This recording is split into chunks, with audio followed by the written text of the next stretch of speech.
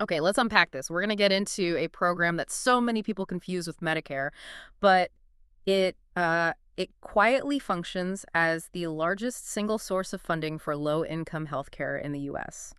We are doing a deep dive into Medicaid today. It's a real cornerstone of the American safety net that is, well, it's massive, it's essential, and it is always, always being debated. It's such a crucial topic for a deep dive, partly because its structure is just so convoluted. That complexity, I think, often allows the program's actual scope and its real social impact to get buried under these simplified political talking points. Right. But when you actually strip all that away, we just look at the raw scale of it. Yeah. The program is a true financial and demographic behemoth in the U.S. That scale is the first thing that just jumps out at you. We're not talking about some small niche program here. This is a system that's jointly run by the federal and state governments. And in 2023, it carried a total annual cost of, well, a mind-boggling $870 billion. An incredible number. To put that in perspective for you, that's larger than the GDP of most countries on Earth. And that immense spending covers a colossal number of people. We're talking 85 million low-income and disabled individuals enrolled as of 2022. Wow. But, beyond just the sheer size of it, think about its social significance. If you want just one statistic that shows how deeply integrated Medicaid is into American life, just look at childbirth. In 2019 alone, the program paid for half of all U.S. births. Half. That's incredible. It is. It's just woven into the demographic and the economic fabric of the country in a way that, very few other public programs really are. So our mission in this deep dive is to move beyond those headline numbers and really try to understand the inner workings. We want to look at the unique funding structure, the high-stakes policy battles that have really reshaped it recently, and critically, the surprising hard evidence of its societal impacts. Things you might not expect, from crime rates to financial security. And that structural tension is absolutely the key to understanding the program's whole history. Medicaid is really defined by this uneasy collaboration between the federal and state governments. The feds provide matching funds, often the majority of it. Right. But the states have enormous latitude. They get to decide on eligibility standards, benefit levels, and maybe most importantly, what they pay doctors and hospitals. So it's not really one program at all. Exactly. Functionally, it's like 50 or 51 different versions of a national program. And that variability is just central to all the ongoing political debates and, frankly, the wildly uneven quality of care you see from one state to the next. Okay, so let's start at the beginning. Let's get into the foundations of how this massive joint venture got started back in the 1960s. Well, Medicaid was established in 1965. It was created through the Social Security Amendments in 1965, and it was a real flagship component of President Lyndon B. Johnson's Great Society programs. And it was created at the same time as Medicare, which is where a lot of the confusion comes from. At the exact same time. But the objective for Medicaid was explicitly tied to poverty alleviation. The goal was to help states assist residents whose income and resources were just too low to pay for private health insurance. So that's the crucial philosophical split right there. The goal was poverty assistance delivered through medical care. That's totally different from Medicare, which is, a universal social insurance program for the elderly, no matter how wealthy they are. Precisely. And that difference is most obvious when you look at how it's financed. Medicaid is a joint federal-state partnership, and it's funded through something called the Federal Medical Assistance Percentages, or FMP. Yes, and that's basically the federal matching fund system that's provided to the states. So walk us through how that matching system works. Is the financial burden just split evenly down the middle? Not at all. And that's the really clever part of the design. The FMAP system is designed to be a kind of fiscal equalizer. It ensures that the responsibility for funding healthcare for the poor is shared, but it disproportionately favors states that have lower economic capacity. Okay, so what does that look like in practice? Well, the wealthiest states, say California or New York, they receive the lowest possible match, which is a 50% FMAP, so it's a 50-50 split. But poorer states get a much larger federal match. The federal government carries a greater financial burden in those areas, sometimes up to 75%, or for certain populations, even higher. I see. So the structure is meant to acknowledge that while healthcare costs are pretty much universal, a state's ability to pay for them is absolutely not. It tries to create a minimum floor of coverage across the whole country. That's the idea. The FMAP is the essential bargain. States agree to provide a baseline of care, and in return, the federal government heavily subsidizes the cost, especially for the states that can least afford it on their own. But what does this mean for state budgets? I mean, this has to create huge pressure. Enormous pressure. On average, states spend about 16.8% of their own general funds directly on their share of Medicaid. But when you factor in that massive federal match and you count the total program spending, Medicaid ends up consuming about 22% of a state's entire budget. A fifth of the entire state budget. Yep. And that reliance means that any small change in federal rules or matching rates can have these immediate and severe ripple effects on state treasuries and, on other state services like education or infrastructure. Given that kind of financial strain, it's almost unbelievable that state participation is technically voluntary. It is a historical quirk, yes. States are not legally required to participate. But because of the overwhelming financial leverage, the promise of this huge pot of federal money for a politically essential program, all states have participated since 1982. Arizona was the last state to finally join. So they can't really say no. In effect, no. A state really can't abandon its low-income, disabled, and elderly residents without the financial stability that the FMAP provides. And here's where it gets really interesting and I think surprising for a lot of people, the spending disparity. There are massive, massive differences in costs, depending entirely on which group of enrollees you're talking about. This is absolutely critical. When we throw around the average annual cost per enrollee, which is somewhere around $7,600, that number hides this incredible variation. You have to look at the eligibility groups. Look at children, for instance. They make up the largest group of enrollees, about 37% of the total in the 2021 data. And their cost is, what, minimal compared to the overall budget? Exactly. Children account for only 15% of the total spending. Their average annual cost is only about $3,000 per person. They tend to need, preventive care, immunizations, standard checkups, which are all relatively low cost. Okay, so now contrast that with the high cost categories. You mentioned seniors and disabled persons. Right. That population, the aged and the disabled, they are what drives the immense costs of the program. I can imagine. They absolutely do. Even though they only make up about 21% of the total enrollees, they account for a staggering 52% of all Medicaid spending. Over half the budget for just a fifth of the people. That's right. Their average cost per person is substantial over $18,000 back in 2021. And that's because this group relies on Medicaid for these critical, high-intensity services that Medicare or commercial insurance often just won't cover. Things like chronic disease management, specialized disability services, and the big one, long-term services and supports, or LTSS, which are incredibly expensive. So understanding that huge cost distribution is really the key to understanding why any structural changes to Medicaid usually involve these really painful policy battles that center on services for the aged and disabled. It's always where the fight is. All right, so let's transition from the sort of static structure to the dynamic and often brutal world of policy battles. The history of Medicaid in the last decade or so has really been defined by two huge legislative events, the expansion under the Affordable Care Act, and then the structural changes and cuts that were proposed in the 2025 reforms.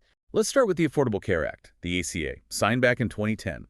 This was intended to be the primary way to achieve something close to universal health coverage in the U.S., specifically by extending Medicaid eligibility. The original ACA mandate was, it was truly sweeping. The idea was to expand coverage to anyone earning up to 138% of the federal poverty level. And that was regardless of their traditional category, like whether they had a disability or were a parent. What was the financial carrot they offered states to accept this enormous expansion? The initial federal funding promise was unprecedentedly generous. The federal government pledged to cover 100% of the cost for this newly covered population. These are the low-income, able-bodied adults who never had a path to coverage before. That 100% match would run from 2014 through 2016. 100%. So the states paid nothing for this new group initially. Nothing.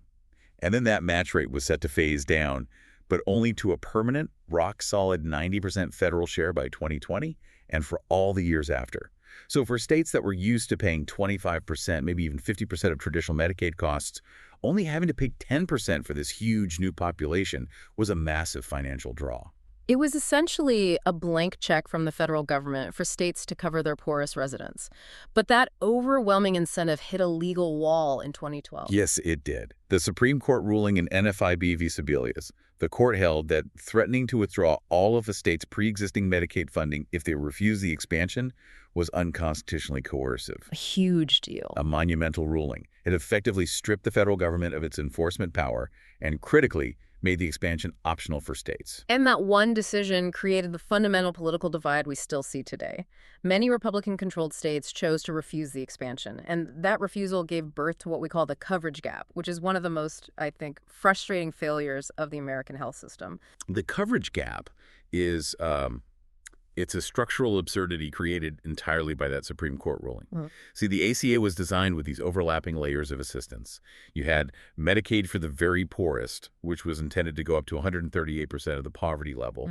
And then you had federal subsidies, tax credits for private insurance for people above 100% of the poverty level. So there was supposed to be no gap.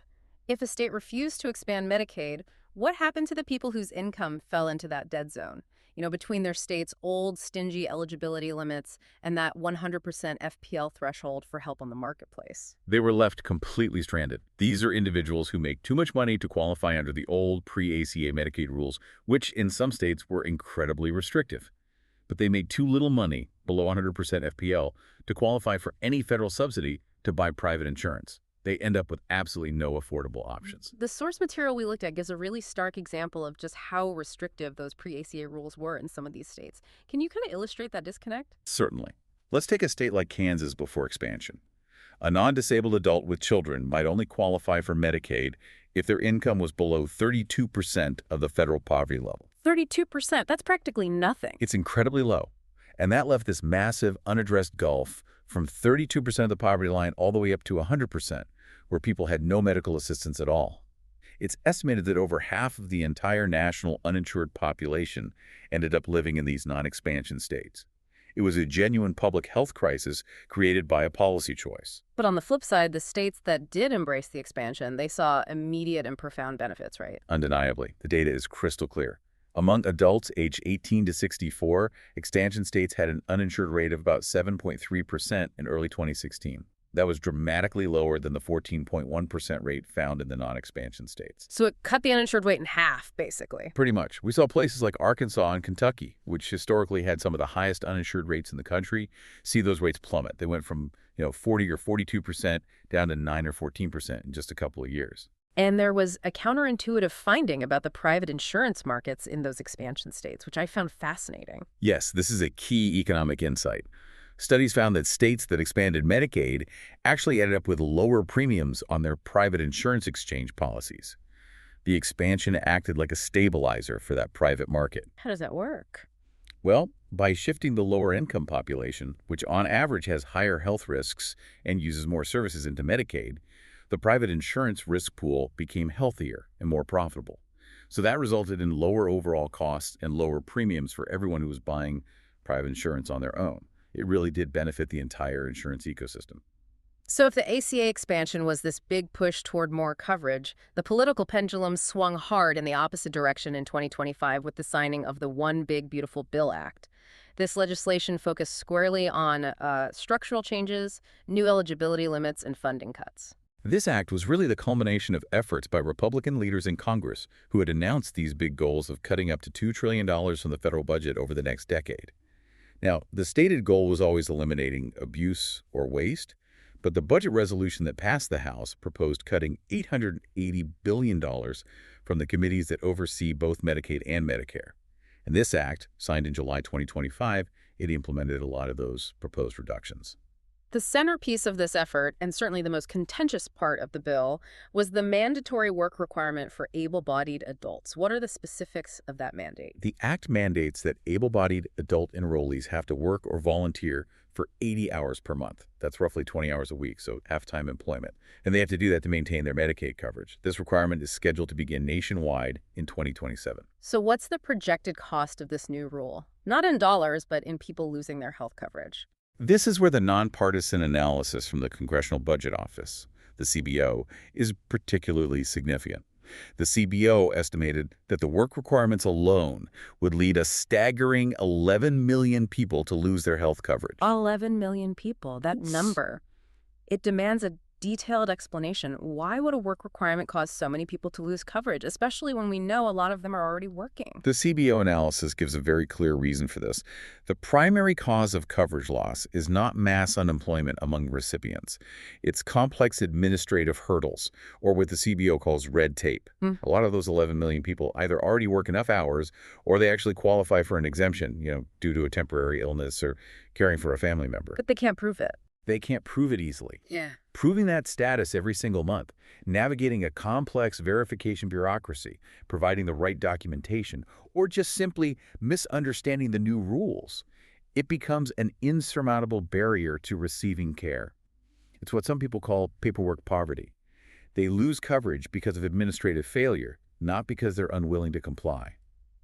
And this requirement seems to fundamentally misunderstand the economics of the core population that Medicaid serves. It completely ignores the reality of the working poor. If you look at the Government Accountability Office data, the GAO, it shows that roughly 70% of Medicaid recipients already work at least 35 hours per week. They're already working full time. Yes, they're the working poor. They qualify because their wages are so low they can't afford commercial insurance, even if they work full time. So the work requirement doesn't actually encourage them to work. It just adds this substantial administrative overhead and the risk of a catastrophic loss of coverage to a population that's already struggling. Beyond the work mandates, that 2025 Act included a bunch of other provisions aimed at limiting eligibility and controlling funding. Absolutely. The Act instituted several immediate changes. It requires recipients who are above the federal poverty level to pay higher fees for their coverage. It mandates newer and more frequent verification requirements. And it significantly increases the frequency of eligibility checks that states have to perform on the ACA expansion population, which just adds to that red tape problem. And there were some politically charged elements as well. Yes. Politically, it also prohibits Medicaid from funding any nonprofits that provide abortion care. And it bans pharmacy benefit managers, PBMs, from using what's called spread pricing. That's a practice where the PBM charges the state more for a drug than they reimburse the pharmacy, and then they just keep the difference. What about on the funding side? I know the Act targeted a specific way that states fund their share of the cost, these things called provider taxes. Why were those targeted? This is the kind of political maneuvering that a well-informed listener should really focus on. Many states use these provider taxes. They're taxes levied on healthcare providers like hospitals or nursing homes. And then they use that revenue to cover the state's portion of the Medicaid match, the FMAP. Because it's easier to tax a hospital than to tax the general public. It's politically much easier. So by limiting how states can use these provider taxes, the 2025 Act makes it significantly harder for states to meet their required matching funds without, politically unpopular tax increases. This puts pressure on them to potentially reduce services or coverage levels. And finally, the bill prompted all these claims about removing undocumented immigrants from Medicaid. What does the nonpartisan data say about that specific element? The claims were largely misleading when it comes to federal Medicaid. Undocumented immigrants are already ineligible for full federal Medicaid benefits, with very limited exceptions for things like emergency medical care. Many of them access state-funded health programs that operate separately from federal Medicaid. So what did the bill actually do? The CBO analysis found that the new federal provisions primarily risked causing an estimated 1.4 million people to lose state-level health coverage. This includes undocumented immigrants, but it's by effectively pushing states to cut those non-federal, state-funded programs. So the net effect is still a loss of coverage, just not necessarily a purge from the federal Medicaid system itself. Okay, so if the policy battles of the ACA and the 2025 Act are the big political earthquakes, then the actual application process for an individual is like navigating a bureaucratic labyrinth of technical and financial rules. Let's break down the sheer complexity of figuring out who actually qualifies, because it varies so widely depending on where you live and why you need help. The complexity starts with this realization that outside of the ACA expansion, eligibility is fundamentally categorical, not just based on income. So you have to fit into a box first. You have to be a low-income child, a pregnant woman, a disabled person, a low-income senior, or a parent of an eligible child. The system has to see you in one of those categories before it even looks at your income. Precisely. If you are a non-disabled, non-pregnant adult without dependent children, no matter how poor you were, you historically did not fit a category, and therefore you were ineligible. The ACA expansion was so revolutionary because it created a brand new category. Low-income adults, period. Regardless of parental or disability status, It simplified the process for millions. And even the income tests are dramatically different depending on the category. We have two fundamentally different systems at play, MAGI and the SSI rules. And these systems really reflect the philosophical divide between that new expansion population and the traditional eligibility groups. The ACA expansion uses what's called Modified Adjusted Gross Income, or MBGI. And this is a crucial simplification because it standardizes how income is calculated, it aligns with tax rules, and this is the big one, it explicitly prohibits the use of asset or resource tests. So it's just about your income. It's a clean income metric and makes the enrollment process so much smoother. But if you're applying under one of those traditional categories, if you're a low-income senior or a disabled person looking for long-term care, you face a different, much more invasive reality. Right. Those groups, the ones seeking help for the most expensive kinds of care, they still use eligibility criteria based on supplemental security income, or SSI rules. And these rules do include very stringent asset tests. Is the difference between just showing a paycheck, which is MAGI, and actively having to prove financial destitution, which is SSI. So for traditional seniors and people seeking long-term care, there's an asset test. How low is that limit? Typically, it limits your accountable resources to around $2,000 for an individual in most states. $2,000. So if I'm understanding this correctly, for a traditional applicant like a senior, it's not just about their income. They have to actively impoverish themselves. They have to spend down their entire life savings before they can qualify for help. That is the grim reality of the SSI model. And the asset test is where the complexity truly spirals, especially when you're dealing with long-term care planning.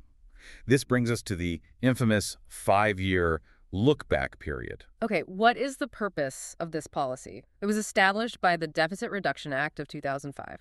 It's designed to prevent more affluent individuals from transferring their assets, giving away their money or their house, just before they apply for Medicaid nursing home coverage.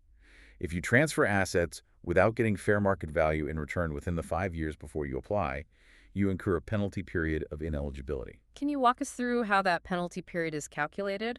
Sure. The penalty is calculated by taking the total amount of assets you gifted away and dividing it by the average monthly cost of nursing home care in your state. The number you get is the exact number of months that you are ineligible for Medicaid assistance. Okay, so let's use an example. If an individual gifted, say, $60,000 to their kids, and the average nursing home cost in their area is $6,000 a month. That results in a 10-month penalty period. 60,000 divided by 6,000 is 10. But here is the absolutely devastating catch. This is the detail that creates a severe human crisis. The penalty period doesn't begin until a person has already spent down all the remaining assets and dropped below that strict Medicaid asset limit, which is usually $2,000. Wait, so the senior has to first spend all their other money, the money they didn't give away, to hit that $2,000 threshold, and only then does the 10-month clock start ticking, so they are simultaneously impoverished and ineligible for care. Exactly. The policy leaves elders in this profound state of destitution. They have zero savings left, yet they are still not eligible for Medicaid help for a set number of months. They're left with no way to pay the nursing home bill. It creates immense hardship for families and for the providers. It's a policy designed to discourage asset transfer, but the mechanical nature of how it works often means the sickest and most vulnerable are left uninsured and broke during the exact period they need care the most. Okay, so let's move from who qualifies to who actually treats them. The second major challenge for Medicaid recipients is just getting access to care providers. And this seems to boil down entirely to the financial model. Very low reimbursement rates. This is the operational reality of Medicaid, day in and day out. In general, Medicaid plans pay providers significantly less than either Medicare or commercial insurers pay for the exact same services. The financial gap is really stark. On average, providers only get about 67% of Medicare rates for primary care, and maybe 78% of Medicare rates for other services. Which immediately sets up a clear financial hierarchy. It puts Medicaid patients at the bottom of the priority list compared to other insured people. It leads directly to lower provider participation rates in Medicaid. It just makes business sense. Why would a highly specialized cardiologist, for example, accept a Medicaid payment at 67% of the going rate when they could get substantially more by treating a Medicare or a private patient? They have a business to run, and Medicaid often becomes the payer of last resort, especially in specialties. The ACA actually tried to fix this for a little while, didn't it? It did. They recognized this crisis in primary care access, so a federally funded provision in the ACA temporarily increased Medicaid payments in 2013 and 2014. It brought them up to 100% of the equivalent Medicare rates, specifically for primary care. The goal was to flood the system with accessible doctors. And what happened? Unfortunately, once the federal mandate and the funding expired, most states just chose not to continue the provision. They let the primary care rates slide right back down to the lower pre-ACA levels. And beyond the gap between Medicaid and Medicare, the payments vary dramatically, even between neighboring states. This just highlights that tension we talked about earlier, how state latitude determines the actual quality of care a person gets. The state-specific variances are huge. It really reflects that 50 different programs model. The data shows that the cost and time involved in complex procedures can depend heavily on your zip code. Take surgery, for instance. In 2013, the average difference in reimbursement for 10 common orthopedic procedures between New Jersey and Delaware was over $3,000. A $3,000 difference just for crossing a state line. Exactly. And these large discrepancies in payment affect not just patient access, but they affect where doctors decide to locate their practices and whether they choose to settle in a state that has a high Medicaid population. Let's shift our focus now entirely to the services that Medicaid offers, the services that make it such a vital safety net, especially because they cover areas where Medicare and private insurance leave these gaping holes. The breadth of Medicaid coverage is why it is so unique and essential. It's especially critical for the population that we call dual eligibles, or Medi-Medis. Who falls into that dual eligibility category, and how does Medicaid complement the coverage they already have? These are people who are eligible for both Medicare and Medicaid. It's typically low-income seniors and younger adults with significant disabilities. We're talking about roughly 9 million people as of 2013. Medicare covers most of their acute hospital and medical care, but Medicaid steps in to cover the essential services that Medicare generally refuses to pay for. Like what? Well, prescription drug costs, for one, though that changed a bit with Medicare Part D. But most critically, long-term care. And long-term services and supports, or LTSS, that is the single biggest area where Medicaid provides essential coverage that Medicare doesn't. This is the massive, hidden social costs of aging in the U.S. That is correct. And this is why that aged and disabled group drives half the program spending. Medicaid covers nursing home care and home and community-based services for low-income individuals who have minimal assets. This benefit is explicitly not covered by Medicare or most commercial insurance, which usually only covers short-term skilled nursing care after a hospitalization. What are the numbers on that? They're massive. Of the 7.7 million Americans who used LTSS in 2020, about 5.6 million of them were covered by Medicaid. It is the overwhelming primary payer for the vast majority of long-term custodial care in the United States. The social significance of that is immense. Without Medicaid filling this gap, the burden of long-term care would fall entirely on families and individuals. It would financially destroy them and create massive strains on family caregivers. Precisely. Medicaid serves as the functional solution for the long-term aging crisis in the U.S. It relieves catastrophic financial pressure from families, but the program itself then has to carry the entire financial weight of that $18,000 plus per person annual cost we talked about. Moving to another critical area, Medicaid is also the largest single source of funding for mental health services in the U.S. This is a lesser-known but absolutely critical role. Medicaid covers about 15 million adults with mental illness. That makes it the largest single payer for behavioral health services in the entire country. And it covers a broad and essential range of services: inpatient hospitalization, intensive outpatient counseling, mobile crisis services, even peer support programs, which are so vital for recovery. And there's a federal law that actually mandates equality or parity in coverage for mental health, right? Yes. The Mental Health Parity and Addiction Equity Act. It requires that Medicaid managed care plans provide mental health benefits that are equal to their physical health benefits. And states that expanded Medicaid under the ACA also saw corresponding improvements in access to mental health care and continuity of treatment. For example, a 2024 analysis showed Medicaid covered about 41% of all psychiatric inpatients in hospitals. That just demonstrates its central role in acute care for mental illness. Okay, finally, let's talk about dental care, which seems to perfectly illustrate the state-level variation and the access challenges we've been discussing. Dental coverage is the perfect example of the program's bifurcated nature. For children under 21, dental care is a mandatory federal benefit. It's under the Early and Periodic Screening, Diagnostic and Treatment, or EPSDT mandate. And this comprehensive coverage includes pain relief, restorative care, and maintenance for dental health. But for adults 21 and older, it's a policy lottery. It is entirely optional for states. Many states simply do not offer comprehensive adult dental coverage beyond, say, an emergency extraction. And even where the coverage exists, Utilization is incredibly low. Why is that? Given the great need for dental care among the low-income population, where access to preventive care has often been non-existent, why is the utilization rate so poor even in states that offer it? It circles right back to that provider participation problem we discussed. Dentists cite the low reimbursement rates and the complex administrative requirements as the primary reasons they don't participate. In some areas, less than half of active private dentists participate in Medicaid. This creates these significant geographic and time-based barriers to access, even for children who are legally entitled to comprehensive care. A benefit on paper is worthless if there's no provider to deliver it. So we've explored the scale, the politics, the labyrinthine rules. Now let's ground this whole discussion in the hard empirical evidence. What actually happens when people gain Medicaid coverage?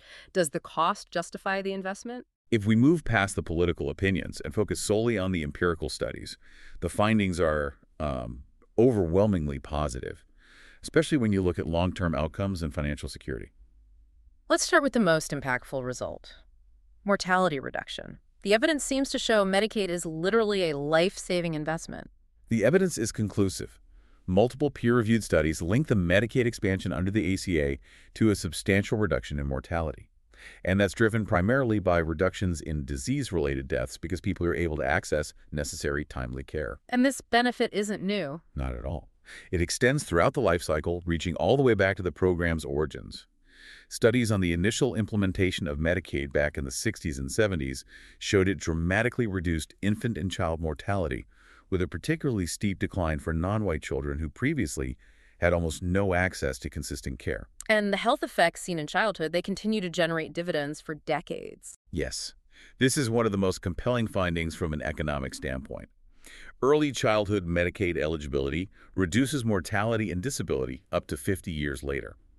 It's also associated with a reduced incidence of advanced stage breast cancer, which implies that the increased access leads to earlier detection and therefore higher survival rates.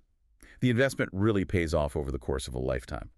This sounds more like a societal investment than just an expense. Does the government actually recoup the financial cost of covering a child in the long run? Absolutely. This is the powerful economic argument that often gets lost to the political noise. Studies show that because recipients of childhood Medicaid are significantly healthier later in life, they are more likely to be employed, they earn higher wages, and they're significantly less likely to need disability transfer programs like SSI as adults. So the government saves money later on. It saves money and it makes money. The government recoups its initial investment through savings on later benefit payments and, crucially, through greater lifetime tax revenue. It earns a discounted annual return of between 2% and 7% on the original cost of that childhood coverage. The program literally pays for itself, not just in human lives saved, but in fiscal returns. Beyond survival and long-term tax benefits, Medicaid has a huge and immediate impact on financial stability. The evidence on financial security is robust, and it's immediate. The ACA Medicaid expansion reduced unpaid medical bills sent to collection by $3.4 billion in just its first 2 years. It improved credit scores, it prevented new delinquencies, and it reduced the need for bankruptcy. And furthermore, the expansion reduced rates of poverty and severe food insecurity in certain states. It provides this critical, foundational level of financial security that allows people to focus on employment and stability rather than drowning in medical debt. Which brings us back, frustratingly, to that 2025 work requirement controversy. If Medicaid provides this proven financial stability, how can supporters possibly justify imposing a requirement that seems designed to destabilize this population? Well, if we look at the real-world evidence from when work requirements were tried in states like Arkansas, the results directly contradict the policy's stated goal. Studies found the requirements led to a mass increase in uninsured individuals, soaring medical debt, and people delaying necessary care and medications. But did it get more people to work? Crucially, they found no significant impact on employment levels. The outcome was a catastrophic loss of coverage and increased financial distress for the working poor, not an increase in the workforce. The political message of personal responsibility was achieved, but the actual policy outcome was simply hardship. If we connect this to the bigger picture, Medicaid's influence extends far beyond the individual patient. It stretches into the economy and the political sphere. Let's look at the financial impact on hospitals, which so often struggle with the cost of uncompensated care. The effects on hospitals are not uniform, but they are incredibly significant. Crucially, Medicaid expansion boosted the revenue and the operating margins of rural hospitals. These are facilities that often struggled the most with high rates of uncompensated care. Gaining a reliable payer, even at the lower Medicaid rates, was a financial lifeline that prevented a lot of rural hospital closures. But the effect was different for larger urban facilities. It was mixed. The expansion had little to no financial impact on small urban hospitals, and surprisingly, it led to declines in operating margins for large urban hospitals. This outcome is likely tied to the patient mix. Large hospitals saw a shift of previously commercially insured or privately covered individuals who might have been paying high deductibles into the lower-paying Medicaid pool. So while it was great for the patient, it affected the hospital's overall revenue mix. What's really fascinating to me is the data that links health insurance to reduced crime rates. That's a profound connection that few people would make intuitively. It is a profound finding, and it demonstrates the holistic societal benefit of stabilizing a population. Studies found that Medicaid expansion reduced crime rates, and researchers propose that the mechanism involves two main factors. First, increased economic security stabilizes individuals and families, which reduces financially motivated crime. And second, greater access to substance abuse or behavioral disorder treatment helps address the underlying causes of criminality. And this effect also starts in childhood. It does. Extending that timeline, studies found that Medicaid eligibility during childhood actually reduced the likelihood of criminality in early adulthood. It suggests that this early intervention has massive generational public safety benefits. And finally, access to basic health care seems to increase political engagement and civic participation. Absolutely. Medicaid enrollment is statistically linked to an increase in political participation, specifically measured in terms of voter registration and the turnout. When people's basic health and financial needs are met, they're more likely to have the stability, the time, and the resources to engage as active citizens. This connection suggests that providing health care can actually be a mechanism for increasing civic involvement within underserved populations. Okay, here's where it gets really interesting. The Oregon Medicaid health experiment. This is maybe the most famous and ironically the most frequently misused piece of research in the entire healthcare debate. We need to look closely at its methodology and its complex, nuanced findings. The Oregon experiment is so significant because it provides a scientific gold standard for measurement. Back in 2008, Oregon had limited Medicaid funding, so they used a randomized lottery system to select 10,000 lower-income people for coverage. And that randomization eliminated selection bias. The researchers knew that the people who won the lottery were statistically identical to those who lost it. This allowed them to accurately compare the effects of having insurance versus being uninsured. And the controversial finding, the one that initially dominated all the headlines, was the negative data point that opponents of expansion love to cite. That's right. In the first 2 years of the study, researchers found no significant improvements in measured physical health outcomes. They looked at key biomarkers, things like blood pressure, cholesterol levels, blood sugar control, and they found no measurable statistical difference between the insured group and the uninsured group. And that finding was seized upon by fiscal conservatives as proof that these expensive government programs weren't worth it. But that was focusing solely on short-term physical biomarkers. The study's true value, the part that proponents cite, came from the crucial positive findings that proved the program's immediate value in other fundamental ways. Exactly. While acute physical health markers might take much longer than 2 years to change, the program was immediately valuable in 3 key areas that fundamentally improved people's lives. Okay. First, utilization. The insured group used healthcare services far more often. Hospital use increased by 30%, and the number of medical procedures increased by 45%. People were getting needed, planned care, instead of just waiting for emergencies. And they were also using preventative services, which points to huge long-term health benefits down the road. Yes, the insured population was much more likely to seek preventive care. Women were 60% more likely to get mammograms, and recipients overall were 20% more likely to have their cholesterol checked. This means the system shifted from expensive crisis management to much cheaper, more effective prevention, which ensures that long-term physical health benefits are highly likely to show up later. And the mental health and financial outcomes were starkly and immediately positive. Those with insurance were about 10% less likely to report a diagnosis of depression. That demonstrates the immediate psychological relief of having coverage. And, most importantly for quality of life, the study showed a significantly reduced financial strain. Insured patients cut in half the probability of needing loans or having to forego paying other bills just to cover their medical costs. The Oregon experiment fundamentally confirmed that Medicaid provides instant, tangible benefits in terms of financial security, access to care, and mental well-being, even if changing long-standing chronic physical health conditions takes longer than a 2-year snapshot. So what does this all mean? We've explored Medicaid from its Great Society origins, the complexities of the FMAP system, through the ACA expansion battles, right up to the dramatic 2025 policy shifts, and we've grounded everything in concrete data. At its heart, Medicaid is a reflection of the U.S. approach to poverty and healthcare access.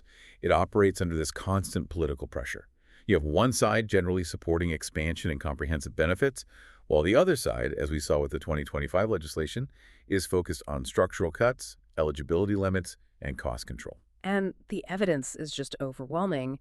The program has demonstrated its ability to fundamentally transform lives, increasing employment, reducing financial strain, decreasing mortality, and yet the policy focus continually returns to erecting these barriers to access, as we saw with the work requirements that threaten to kick 11 million people off their coverage. Despite decades of research linking Medicaid coverage to profound long-term positive effects, including the fact that the government often recoups its initial investment through increased tax revenue and reduced disability payments later on, the most persistent policy debate revolves not around the documented benefits. It revolves around the cost and this question of who deserves access. For a program that's been proven to save lives and improve financial stability, why does the legislative focus repeatedly shift to erecting those barriers? And that raises an important question for you, the listener, to consider. What does the extreme complexity of eligibility, from asset tests for the elderly that force them to spend down their entire lives, to the punitive look-back periods for long-term care, to the burdensome work requirements imposed on the working poor, what does all that reveal about the underlying, unspoken philosophy of public assistance in the United States? It suggests a system that is constantly justifying its own existence, forcing the poorest members of society to prove their need and their moral worthiness over and over again, regardless of the clear long-term economic and societal advantages of simply providing the necessary care.